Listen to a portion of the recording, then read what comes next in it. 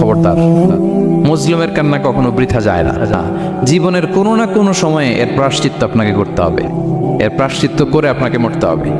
কিয়ামতের দিন আল্লাহ তাআলা সর্বপ্রথম বিচার করবেন এই রক্তের বিচার। শহীদ কারা? ইদানিং অনেকের মৃত্যুর পর তাদেরকে শহীদ বলে আখ্যা দেয়া হয়। ব্যাপারটি কতটুকু? যে ব্যক্তি একজন মানুষকে হত্যা করলে সেজন্য গোটা বিশ্বের সবাইকে হত্যা করলো। যতগুলো রক্তের বিচার দুনিয়াতে হয় না, আল্লাহ সেদিন করবেন। এই পৃথিবীতে গুম আছে না নাই? বাংলাদেশের নিউজে শোনেন না, গুম করে ফেলছে, খুন করে ফেলছে, বস্তাবন্দি করে ফেলে দিয়ে আসছে। আহা, দুনিয়ার কেউ দেখে নাই, কোনো প্রমাণও নাই। সেদিন লক্ষ কোটি মানুষের সামনে সেই রক্তের বিচার করবে কে? রহমানের বান্দারা অন্যায় ভাবে কাউরে মারে না, রহমানের বান্দারা হত্যা করে না, রহমানের বান্দারা কখনো খুনি হয় না, ঠিক কিনা?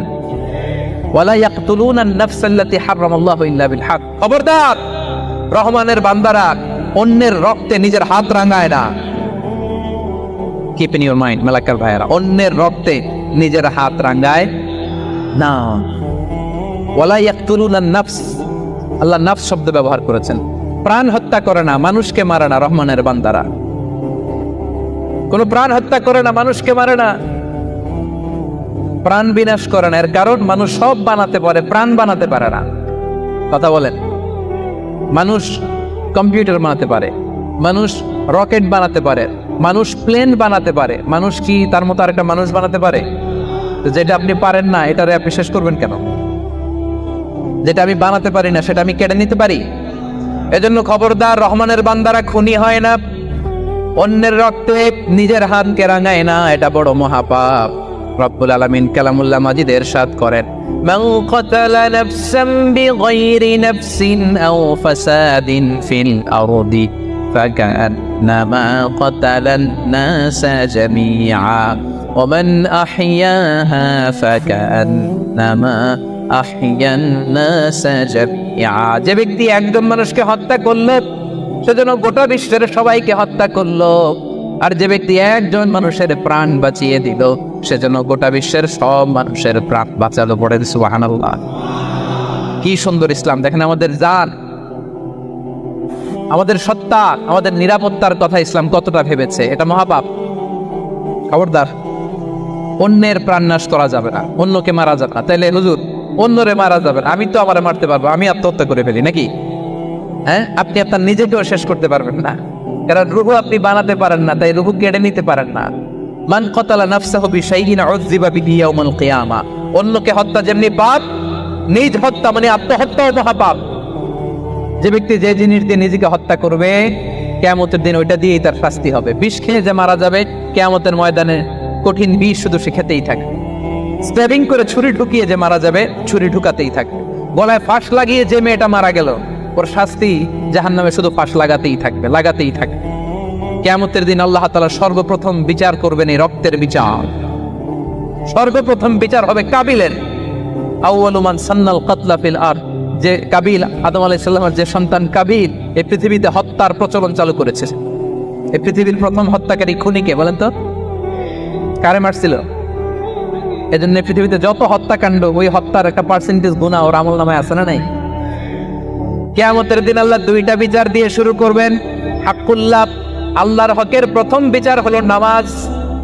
আর হাক্কুল ইবাদ, বান্দার হকের প্রথম বিচার হলো রক্তের বিচার। রক্তের বিচার, যতগুলো রক্তের বিচার দুনিয়াতে হয় না, আল্লাহ সেদিন করবেন। এই পৃথিবীতে গুম আছে না নাই?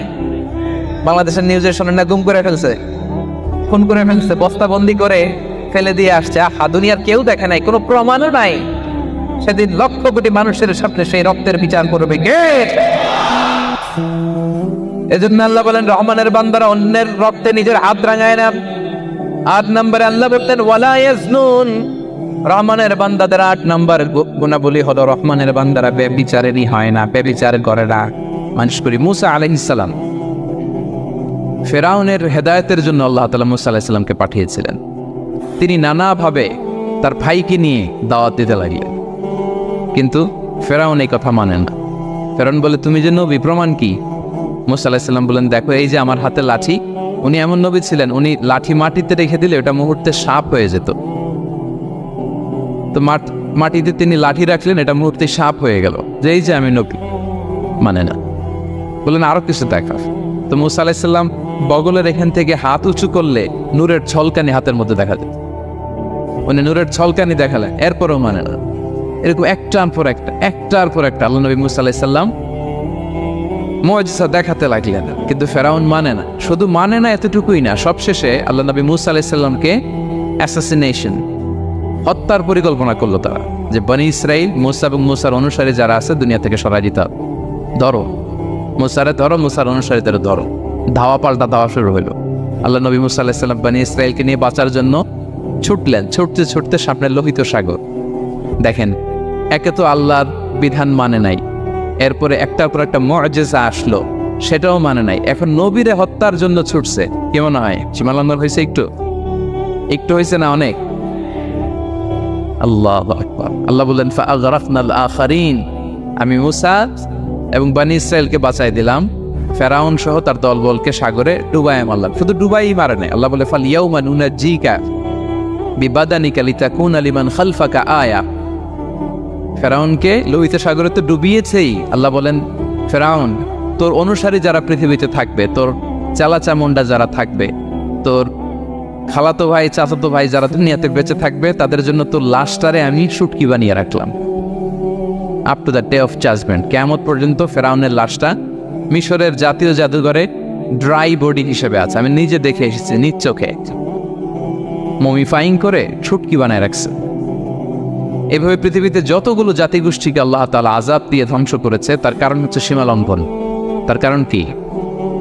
প্রিয় ভাইরা, আমরা যেন আমাদের লাইফস্টাইলের দিকে একটু খেয়াল করি, যে এই সীমা লঙ্ঘনের কাতারে আমরা চলে আসলাম কিনা, আমাদেরকে খেয়াল রাখতে হবে। আল্লাহ তাআলা সীমা লঙ্ঘনকারীকে পছন্দ করেন না। ইন্নাল্লাহা লা ইউহিব্বুল মুআতাদিন, তিনি সীমা লঙ্ঘনকারীদেরকে পছন্দ করেন না।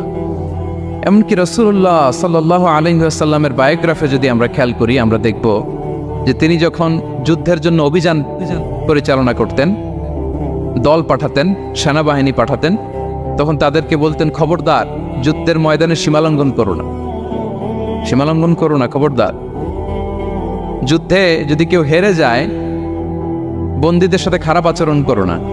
ওরা হেরে গেছে বন্দী, আপনি চাইলে তার কান কেটে দিতে পারবেন, নাক কেটে দিতে পারবেন, আকৃতি বিকৃতি করতে পারবেন না।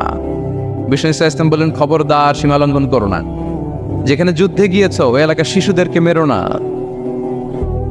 ওই এলাকার নারীদেরকে মেরো না, ওই এলাকার পাত্রীদের গায়ে হাত তোলো না। সন্ন্যাসীতে যারা ইবাদত করে, ওদের তো দোষ নাই, সিভিলিয়ান নাগরিক, তাদের গায়ে হাত তোলো না, খবরদার। গবাদি পশুর গায়ে হাত তুলবে না, এগ্রিকালচারাল প্রোডাক্ট জ্বালিয়ে দিও না। সুবহানাল্লাহ বিহামদিহি, কি রহমতের নবী ছিলেন। সীমা লঙ্ঘন যেন না করে বিষ্ণু ইসলাম অভিযান প্রেরণের আগে তিনি স্পষ্ট বলে দিতেন, খবরদার কেউ সীমা লঙ্ঘন করবে না। যারা তোমাদের বিরুদ্ধে অস্ত্র তোলেনি, তাদের বিরুদ্ধে অস্ত্র তোলা যাবে না, কারণ ইন্নাল্লাহা লা ইউহিব্বুল মুআতাদিন, আল্লাহ তাআলা সীমা লঙ্ঘনকে পছন্দ করেন। সো আমরা আমাদের লাইফের সাথে একটু মিলিয়ে নেই যে আমরা আমাদের কোনো ক্ষেত্রে সীমা লঙ্ঘন করি কিনা, একটু খেয়াল করেন। আমার যে দায়িত্ব আছে, আমি কি সীমা লঙ্ঘন করি কিনা? আমার স্ত্রী আমার দায়িত্বে, তার সাথে সীমা লঙ্ঘন করি কিনা? আমার ভাতিজি অনেকের আছে ইয়াতিম, তার বাবা মারা গেছে, তার সব সম্পত্তির দায়ভার আমার উপর দেয়া, আমি ওইখানে তাকে ঠিকঠাক মতো সব দেই কিনা, সীমালঙ্ঘন করি কিনা? হ্যাঁ, ক্ষমতা পেলে সীমালঙ্ঘন করি কিনা? কি মনে হয়, আমরা ক্ষমতা পেলে সীমালঙ্ঘন করি কিনা? হ্যাঁ, করে হ্যাঁ, মানে যেইখানে ডাক্তারের কাছে যেয়ে বলে, ডাক্তার সাহেব আমার এইখানে ফোড়া, সারা দেহের যেই কোনো জায়গায় ধরতে পারেন, এইখানে ধরেন, তো এইখানে না ধরলে ভালো হবে? ফোড়া যেইখানে, ট্রিটমেন্ট তো ওইখানে দিতে হবে, কি বলেন? রোগ যেখানে, ওষুধও সীমালঙ্ঘন। দায়িত্ব পেলে আমরা সীমালঙ্ঘন করি। এমনকি আমরা যারা ইবাদত করি, অনেকে ইবাদতেও সীমালঙ্ঘন করি, ইবাদতেও না। ভারসাম্য থাকতে হবে, পরিমিতি বোধ থাকতে হবে।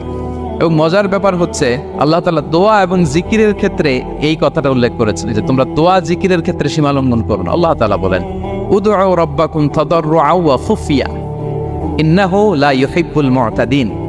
তোমরা আল্লাহকে ডাকো কেমন ভাবে? তাদাররুআ ওয়া খুফিয়া, সবিনয়ে গোপনে, সবিনয়ে ডাকো, চুপিসারে ডাকো, গোপনে গোপনে ডাকো, অল্প আওয়াজে ডাকো। কারণ কি? ইন্নাল্লাহা লা ইউহিব্বুল মুআতাদিন, আল্লাহ সীমালঙ্ঘনকারীদেরকে পছন্দ করেন না। তাহলে আপনি যদি দোয়া করেন আল্লাহর কাছে, যখন জিকির করবেন বিনীতভাবে, চুপিসারে, সবিনয়ে, বিষ্ণু ইসা ইসলাম যেভাবে শিখিয়েছেন ওইভাবে জিকির করবেন। নাকি জিকির করতে করতে মানুষের কাঁধে উঠবে না? উঠবেন না? ওঠে ওঠে, হ্যাঁ ওঠে। দেখেন আল্লাহ তাআলা যেইখানে 3 ফোঁটা দেওয়া দরকার 3 ফোঁটা দেয়, যেখানে 1 ফোঁটা ওইখানে 1 ফোঁটা দেয়। আল্লাহ তাআলা ইন্নাহু লা ইউহিব্বুল মুতাদিন, আল্লাহ সীমালঙ্ঘনকে পছন্দ করেন না। এই কথাটা ঢুকাইছে কোথায়? দোয়া আর জিকিরের মধ্যে। কারণ আল্লাহ জানে আল্লাহর কিছু বান্দা থাকবে, তারা দোয়া এবং জিকিরের সময় কি করবে? সীমালঙ্ঘন করবে। মাঝে মাঝে কিছু ভিডিও ক্লিপসে দেখা যায় জিকির করতে করতে আরেকজনের কাঁধের উপরে, যিনি জিকির পরিচালনা করতেছে তার মাথার উপর। এখন আমি ওয়াজ করতেছি, আপনি যদি লাফাইতে লাফাইতে এসে আমার উপরে পড়েন, হ্যাঁ মাইকের উপরে যদি এসে পড়েন, আমার অবস্থা হবে কি? লাফাতে লাফাতে উপরে উঠে যায়, নিজে ইনজুর্ড হয়, পাশের শ্রোতাকে ইনজুর্ড করে, যিনি আলোচনা পরিচালনা করতেছে তাকে ইনজুর্ড করে। এরকম আছে না? নাই নাই। ইন্নাহু লা ইউহিব্বুল মুতাদিন, আল্লাহ তাআলা সীমা লঙ্ঘনকে পছন্দ করেন না। তাহলে আমাদের প্রত্যেকের উচিত আমাদের লিমিট জানা, আমরা যেন আমাদের কখনো লিমিটকে ক্রস না করি। প্রিয় ভাইরা, এটা প্রতিটি ক্ষেত্রে, ইভেন ইবাদতে আমরা যেন সীমা লঙ্ঘন না করি। 2 নম্বরে যে শ্রেণীকে আল্লাহ তাআলা পছন্দ করেন না তারা হচ্ছে জালিম বা অত্যাচারী। জালিম বা অত্যাচারী, যারা জুলুম করে তাদেরকে আল্লাহ তাআলা পছন্দ করেন না। আল্লাহ তাআলা বলছেন ফাআম্মাল্লাযীনা কাফারু ফাউআযিবুহুম আযাবান শাদীদান ফিদ দুনিয়া ওয়াল আখিরা ওয়া মা লাহুম মিন নাসিরিন। যারা দুনিয়াতে কুফরি করবে কঠিন শাস্তি দুনিয়াতেও আখিরাতেও। ওয়া আম্মাল্লাযীনা আমানু ওয়া আমিলুস সালিহাতি ফায়ুওয়াফিহিম উজুরাহুম, আর যারা ঈমান আনবে সৎকর্ম করবে তাদের প্রতিদান আমি আল্লাহ বুঝিয়ে দেব। ওয়াল্লাহু লা ইউহিব্বুয যালিমিন, তবে জেনে রেখো আল্লাহ তাআলা জালিমিনদেরকে পছন্দ করেন। তাহলে 2 নম্বরে পাওয়া গেল কাদেরকে পছন্দ করে না? আপনি যদি কারোর প্রতি জুলুম করেন তাহলে আপনি জালেম, সে হচ্ছে মজলুম। সে কি? মজলুম। মজলুম আপনার ক্ষমা না করলে আল্লাহ তাআলা আপনার ক্ষমা করবে না। মজলুম যদি ক্ষমা না করে আল্লাহ তাআলা কোশ্চিন কালো আপনাকে ক্ষমা করবে না। এজন্য জুলুম যেন আমরা কখনো না করি। প্রিয় ভাইরা, জুলুম শুধু আল্লাহ তাআলা আমাদের উপরই হারাম করেনি, আল্লাহ নিজের উপর হারাম করছে। জুলুম শুধু আমাদের জন্যই হারাম না, আল্লাহর জন্য হারাম। আল্লাহ তাআলা বলেন হাদিসে কুদসিতে, ইয়া ইবাদি, হে আমার বান্দারা, ইন্নী হারামতু যুলমা আলা নাফসি, আমি জুলুমকে আমি আল্লাহ নিজের উপরে হারাম করেছি। ওয়া জাআলতুহু বাইনাকুম মুহাররামা, এবং এই জুলুমকে তোমাদের উপর হারাম করেছি। ফালা তাযালামু, তোমরা একে অপরের উপর জুলুম করো না। জুলুম শুধু আমাদের উপরই হারাম না, আল্লাহ নিজের উপরও হারাম করেছেন। তাহলে জুলুমের সাথে কি মুমিনের কোনো সম্পর্ক থাকতে পারে? পারে না। এবং আল্লাহ তাআলা কখনো কোনো বান্দার উপর জুলুম করেন না। ওয়া আন্নাল্লাহা লাইসা বিযাল্লামিন লিল আবিদ, তিনি তার বান্দার উপর জুলুম করেন না। কোনোভাবেই যেন জুলুম না হয়ে যায়, এজন্য আল্লাহ তাআলা কিয়ামতের দিন মাওয়াজিনাল কিসত, ন্যায়ের মানদণ্ড তিনি প্রতিষ্ঠা করবেন, যাতে একটু ভুল না হয়ে যায়, জুলুম না হয়, যেটা খালি চোখে দেখা যায় না। এতটুকু ভালো যদি করো সেটাও সেই মিজানের পাল্লায় ওজন দেয়া যায়। এতটুকু খারাপও যদি করো সেটাও সেই মিজানের পাল্লায় ওজন দেয়া যায়। আল্লাহু আকবার। তিনি তার বান্দার উপর জুলুম করেন না। জুলুম তিনি নিজের উপর হারাম করেছেন, আমাদের জন্য কি করেছেন? হারাম করেছেন। এবং বিষ্ণু ইসলাম আরো ভয়ঙ্কর কথা বলেছেন। তিনি বলেছেন, মান যালামা কিদা শিবরিন মিনাল আরদি তুবিতাহু মিন সাবঈ আরাদিন, কেউ যদি জুলুম করে তার ভাইয়ের 1 বিঘত পরিমাণ জমিন খায়। 1 বিঘত চেনেন তো? এই যে আমার এই অ্যাঙ্গল থেকে এই অ্যাঙ্গলটা, এটা টান টান করলে যতটুকু জায়গা, এটার বলে 1 বিঘত। শিবের আরবিতে বলে শিবের। হ্যাঁ, মান যালামা কিদা শিবর, বিষ্ণু বলেন এই 1 শিবর 1 বিঘত জমি যদি কেউ অন্যায়ভাবে জুলুম করে তার ভাইয়ের কাছ থেকে খায়, কিয়ামতের দিন তুবিকা আলাইহি সাবউ আরাদিন, এই 7 জমিনকে আল্লাহ তাআলা তার ঘাড়ে চাপাবে। খা, এবার খা। অন্যের জমি খাওয়ার এত শখ ছিল, এবার 7 জমিন ঘাড়ে কর। কিয়ামতের ময়দানে আপনার দেহটার বিশাল আকৃতির করা হবে, এই 7 জমিনকে আপনার কাঁধে তুলে দেওয়া হবে। এজন্য আমরা অন্যের রাইটস, অধিকার যেন নষ্ট না করি, কারো উপর যেন জুলুম না করি, কোনোভাবেই না। আমরা নানাভাবে এই জুলুমটা করি। আমরা প্রায় দাদার সম্পত্তি থেকে ফুফুদেরকে বঞ্চিত করি, বাবার সম্পদ থেকে বোনদেরকে বঞ্চিত করি, হ্যাঁ, নিজের ভাই আরেক ভাইকে, আপন ভাই ভাইকে বঞ্চিত করে, জুলুম করেন, এরকম দৃশ্যপট আমাদের সমাজে আছে না নাই বলেন তো?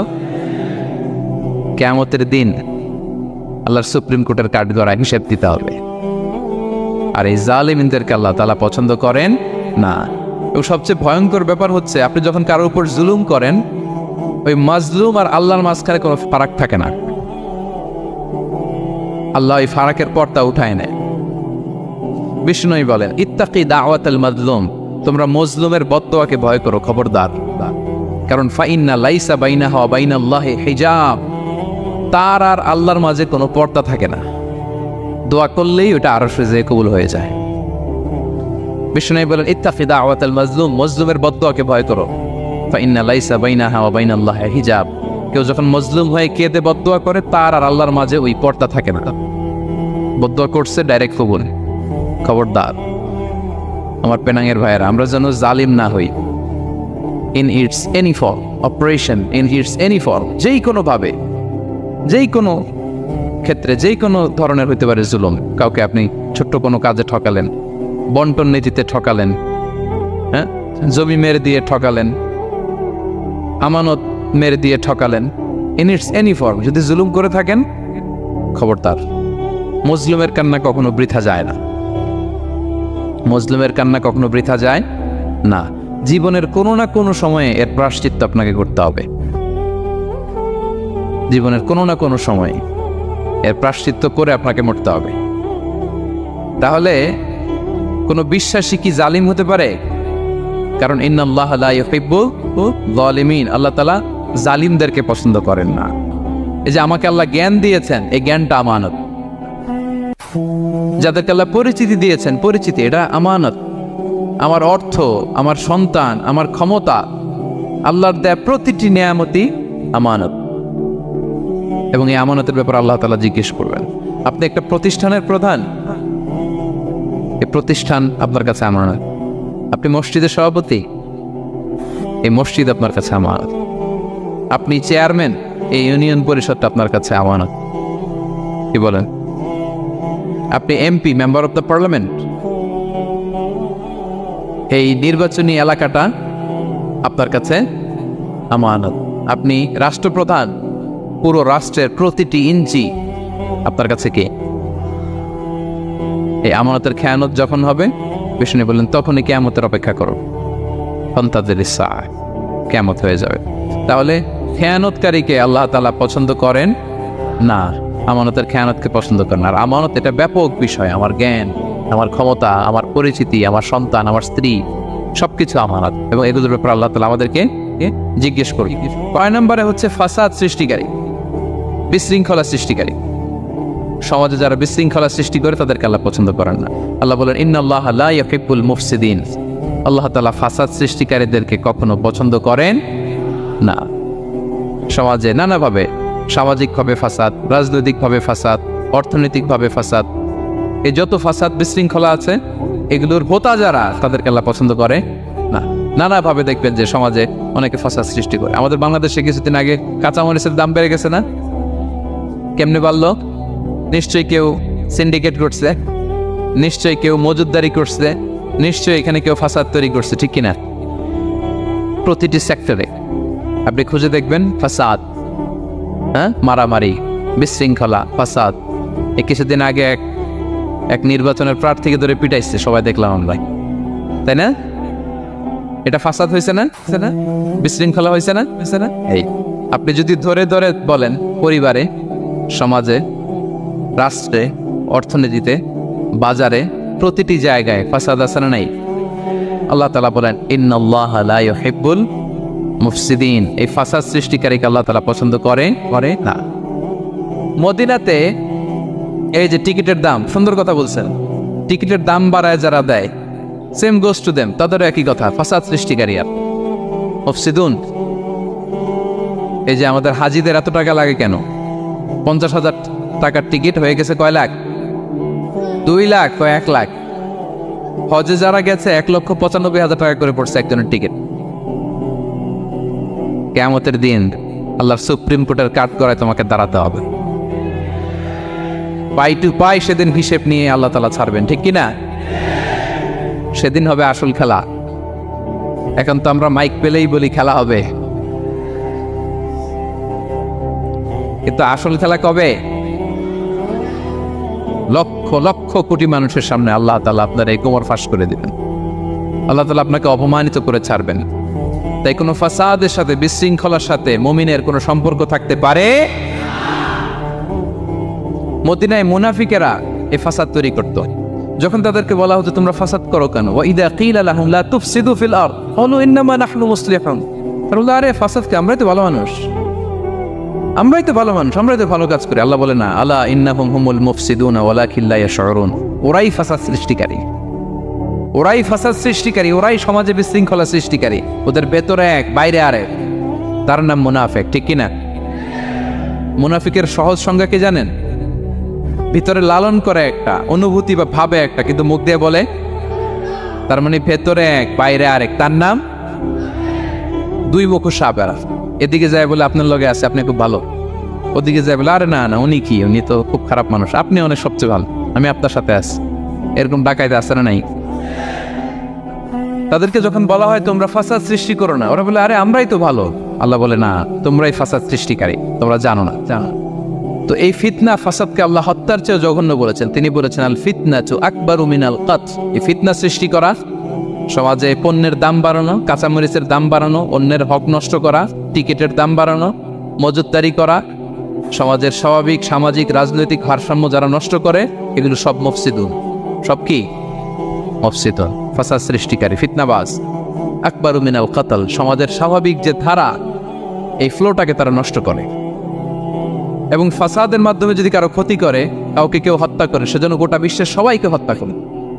আল্লাহ বলেন মান কাতালা নাফসান বিগাইরি নাফসিন আও ফাসাদিন ফিল আরদি ফাকান্নামা কাতালান নাসা জামিআ। অন্যায়ভাবে ফাসাদের মাধ্যমে যখন কেউ কাউকে হত্যা করে, সেজন্য গোটা বিশ্বের সবাইকে হত্যা করে। আকবারু মিনাল কতল, ফিতনা এত বড় ভয়ঙ্কর পাপ। এই ফিতনার সাথে, ফাসাদের সাথে, ফাসাদ সৃষ্টি করা, বিশৃঙ্খলার সাথে আমাদের কোনো সম্পর্ক, কারণ ইসলাম শান্তির ধর্ম। কিসের ধর্ম? শান্তির ধর্ম।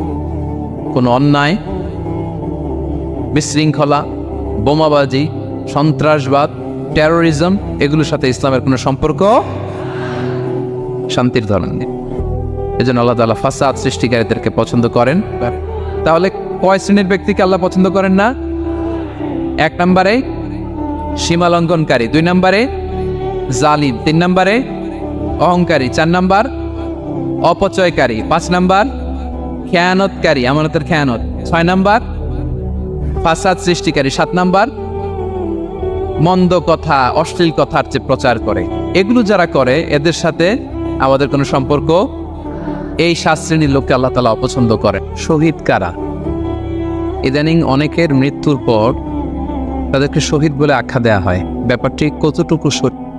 এ পৃথিবীতে আল্লাহর দ্বীনকে বাস্তবায়ন করতে যে, অথবা বিজয়ী করতে যে, কাফেরদের বিরুদ্ধে সশস্ত্র সংগ্রামে যে মুমিন ব্যক্তি নিহত হয়, তাকে শহীদ বলে। আই রিপিট, আমি আবারও বলছি, আল্লাহর জমিনে আল্লাহর দ্বীনকে বিজয়ী করতে যে কাফেরদের বিরুদ্ধে সশস্ত্র সংগ্রামে যে মুমিন ব্যক্তি নিহত হয়, তাকে শহীদ বলা হয়।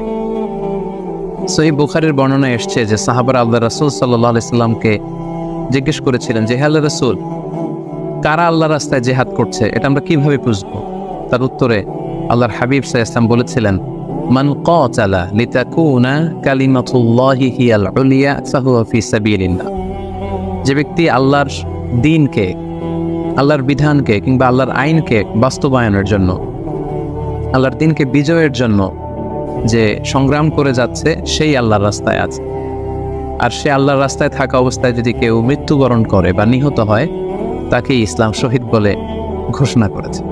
তবে সেক্ষেত্রে একটি শর্ত রয়েছে, সেটি হচ্ছে দুনা গারাদিন মিন আগরাদিদ দুনিয়া।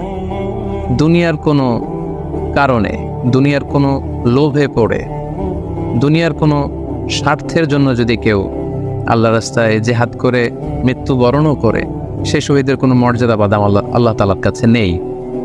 কেননা আমরা হাদিস থেকে জেনেছি অনেক শহীদ কিয়ামতের ময়দানে আল্লাহ তাআলা তাদেরকে জাহান্নামে ফেলে দেবেন। আল্লাহ বলবেন যে তুমি তো দুনিয়াতে জিহাদ করেছিলে, যে মানুষ তোমাকে বীর বলবে, মানুষ তোমাকে সাহসী বলে ঘোষণা দিবে। বাহাবা পাওয়ার জন্য তুমি জিহাদে অংশগ্রহণ করেছিলে এবং সেখানে নিহত হয়েছ। তো তুমি নিহত হওয়ার পরে মানুষ তো তোমাকে বীর বলেছে, বাহাবা দিয়েছে, সাবাস বলেছে। যে কারণে তুমি এই জিহাদে অংশগ্রহণ করেছো সেটা দুনিয়াতেই তুমি পেয়েছো। তো আমার কাছে তুমি কি চাও? আমার কাছে তোমার জন্য কিছু নেই। Go to the hell fire, জাহান্নামে যাও। তাকে আল্লাহ তাআলা উপর করে জাহান্নামে নিক্ষেপ করবেন। তো এই জন্য শর্ত হচ্ছে যে দুনিয়ার কোনো স্বার্থে নয়, শুধুমাত্র কেবলমাত্র আল্লাহর দ্বীনকে আল্লাহর জমিনে বিজয়ী করার জন্য যদি কেউ সশস্ত্র সংগ্রামে নিহত হয় তাদেরকে শহীদ বলা হয়। এখন প্রশ্ন হচ্ছে, যারা কাফিরদের বিরুদ্ধে জেহাদ করতে যেয়ে যুদ্ধে নিহত হলো তারা শহীদ, তারা ছাড়া কি আর কেউ শহীদ হতে পারবে না? এই প্রসঙ্গে আমরা বলবো যে বেসিকলি ইসলামী শরিয়াতে শহীদ দুই ধরনের। ইবনু হাজার আল আসকালানি উনিও শাহাদাতের প্রকারভেদ করতে যেয়ে বলেছেন যে শহীদ দুই প্রকার। একটা হচ্ছে শাহিদ দুনিয়া ওয়াল আখিরা, যেটা আমরা বলেছি যারা আল্লাহর রাস্তায় নিহত হয়েছে তারা। আরেকটা হচ্ছে শাহিদুল আখিরা, যারা দুনিয়াতে আল্লাহর রাস্তায় নিহত হয়নি কিন্তু পরকালে তারা শাহাদাতের মর্যাদা লাভে ধন্য হবে। প্রথম প্রকার হচ্ছে শাহিদুদ দুনিয়া ওয়াল আখিরা, যেটাকে আমরা বলি শাহাদাতে হাকিকি, মানে প্রকৃত শহীদ। এরাই হচ্ছে মূলত শহীদ। এদেরকে আল্লাহ তাআলা মৃত বলতে নিষেধ করেছেন। আল্লাহ তাআলা বলেছেন, ওয়ালা তাকুলু লিমান ইয়ুকতালু ফি সাবিলিল্লাহি আমওয়াত বাল আহইয়া ওয়ালাকিন লা তাশউরুন। যারা আল্লাহর রাস্তায় জীবন দিয়ে নিহত হয়েছে তাদেরকে তোমরা মৃত বলো না, বরং তারা জীবিত। অন্য এক আয়াতে এসেছে বাল আহিয়াউন ইনদা রাব্বিহিম ইউরযাকুন, তারা জীবিত এবং আল্লাহর কাছে তারা রিজিক প্রাপ্ত, আল্লাহ তাআলার পক্ষ থেকে তারা রিজিক প্রাপ্ত। তাদের মর্যাদা আল্লাহ তাআলার কাছে এত বেশি যে তাদেরকে নিহত হওয়ার পরে কোনো জানাজার আগে গোসল দিতে হয় না। তাদের রক্তাক্ত দেহটাকেই সরাসরি জানাজার পরে দাফন করে দিতে হয়, কেননা সেই ঝরঝরে রক্ত নিয়ে তারা সেদিন কিয়ামতের দিবসে আল্লাহ তাআলার দরবারে তারা হাজির হয়ে যাবে। এবং আমরা যদি কোরআনের দিকে তাকাই, কোরআন আমাদেরকে জানিয়েছে আনা আমাল্লাহু আলাইহিম মিনান নাবিয়িন ওয়াস সিদ্দিকিন ওয়াশ শুহাদা ওয়াস সালিহিন, মানে সবচেয়ে শ্রেষ্ঠ তাবাকা বা দারাজা হচ্ছে নবীদের দারাজা। নবীদের পরে হচ্ছে সিদ্দিকিনদের দারাজা, এবং সিদ্দিকিনদের পরেই যাদের মর্যাদা আল্লাহ তাআলার কাছে সবচাইতে বেশি তারা হচ্ছে শুহাদা। এজন্য প্রতিটি মুমিনের জীবনের আকাঙ্ক্ষা বা তামান্না থাকা উচিত তারা যেন শাহাদাতের মৃত্যু আল্লাহ তাআলার কাছে কামনা করে। এবং আমরা যদি সাহাবাদের জীবনের দিকে তাকাই তাহলে দেখবো ওনারা সবসময় আল্লাহ তাআলার কাছে শাহাদাতের মৃত্যু কামনা করতেন। সাইয়েদনা ওমর ফারুক রাদিয়াল্লাহু তাআলা আনহু আল্লাহ তাআলার কাছে সবসময় শাহাদাতের মৃত্যু চাইতেন। সহিহ বুখারীর বর্ণনায় এসেছে ওমর ফারুক রাদিয়াল্লাহু তাআলা আনহু দোয়া করতেন আর বলতেন, আল্লাহুম্মা রযুকনি শাহাদাতান ফি সাবিলিক ওয়াজআল মাউতি ফি বালাদি রাসূলিক, মানে হে আল্লাহ আপনি আমাকে শাহাদাতের মৃত্যু নসিব করুন এবং আপনার প্রিয় হাবিবের শহর মদিনার শহরে আমার মৃত্যু আপনি নসিব করুন। এবং আমরা যদি ওমর ফারুকের জীবনের দিকে তাকাই তাহলে আমরা দেখব যে উনি শহীদের মৃত্যু লাভ করেছিলেন।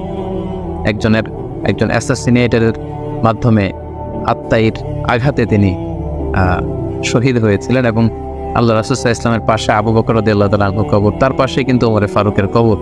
তার মানে মদিনাতেই তিনি আল্লাহ রাসূল সাল্লাল্লাহু আলাইহি ওয়াসাল্লামের পাশে মৃত্যুবরণের পরে শোয়ার সৌভাগ্য তিনি অর্জন করেছেন। তাহলে এই আলোচনা থেকে আমরা বুঝলাম যে প্রকৃত শহীদ হচ্ছে যারা আল্লাহর রাস্তায় নিহত পায় এবং এর মর্যাদা আল্লাহ তাআলার কাছে অনেক বেশি। কিন্তু এই শাহাদাতে হাকিকি বা প্রকৃত শহীদ ছাড়াও আরো অনেক মৃত ব্যক্তিকে আল্লাহ রাসূল সাল্লাল্লাহু আলাইহি ওয়াসাল্লাম শহীদি মৃত্যুর সুসংবাদ দিয়েছেন।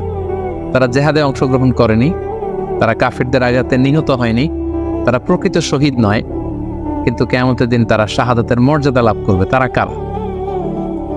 এ ব্যাপারে আমরা সহিহ মুসলিমের একটি হাদিস এখানে উল্লেখ করতে চাই, যেখানে আল্লাহ রাসূল সাল্লাল্লাহু আলাইহি ওয়াসাল্লাম সাহাবাদেরকে জিজ্ঞেস করেছেন, মা তা'উদ্দুনা শাহিদা ফীকুম, ওহে সাহাবারা তোমরা কাদেরকে শহীদ বলে মনে করো? সাহাবারা বললেন যারা আল্লাহর রাস্তায় নিহত হয় তারা শহীদ।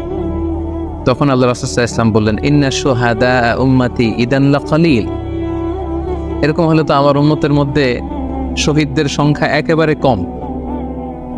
যারা জেহাদের সুযোগ পাবে না, জেহাদের ময়দানে কাফিরদের বিরুদ্ধে সশস্ত্র সংগ্রাম করে যারা নিহত হওয়ার সুযোগ পাবে না, তাহলে তো তারা শহীদ হতে পারবে না।